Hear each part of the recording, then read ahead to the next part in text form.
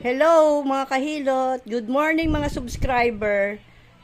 Hihilutin ko po ngayon tong bata, ayan po. Papakita ko po kung nasaan yung pilay. Eto, wala po siyang maga, ayan o. Pero ito po, tingnan ninyo. Ayan o, namamaga siya, itong dibdib. Kaya itong barado, ito po ang hihilutin ko, ayan o. Mag-umpisa na po ako hilutin ko. Bet, hawak nga bet. Kahit sa kanya lang. Saglit lang kahit na 1 minuto. Tingin ka camera. Tingin ka. Ito po guys, hilutin ko na. Ganito po ang paghihilot ng ng may pilay. Kailangan kakapain mo yung niya, yung ugat.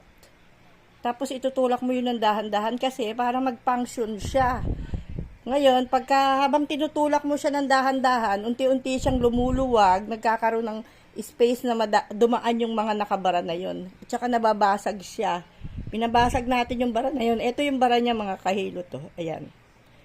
Ito ang bara niya. Andito ang bara niya mga kahilot. Ayan. Pagka ito dumaloy na, nag-function na, magpapantay na huto. Pareho na sila. Kanina nakaalsa eh. Ayan, may konti pa mga kahilot. Saglit lang naman to mga kahilot. Ayan. Ito, pero medyo masasaktan ng konti kasi natural naman 'yon, pero hindi naman para pag nasaktan kaya naman tiisin ng bata yan kahit 3 months old eh. Wala namang kamalayan. Ayan siya oh. Ito siya mga kahilot to, diretso doon oh. Ayan oh. Dadaloy siya pag naitulak sa papunta ron, magpa-function na siya ngayon. Pag nag-function siya, iikot na yan sa kabuuan ng ugat natin. Pag ikot na ganyan, dadaloy siya yung mga toxic na hinihilot ko, tsaka yung mga siyempre kahit bata to may kolesterol.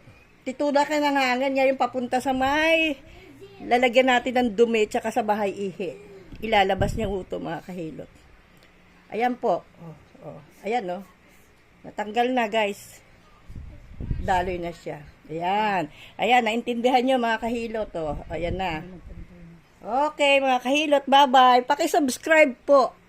Pagkatapos po pindutin niyo yung bell para po lahat ng videos ko na i-upload ko ay mapanood nyo. Okay, bye-bye mga kahilot. Bye-bye. Bye-bye. Ano to na? Oo. Ano to ito? Ayan.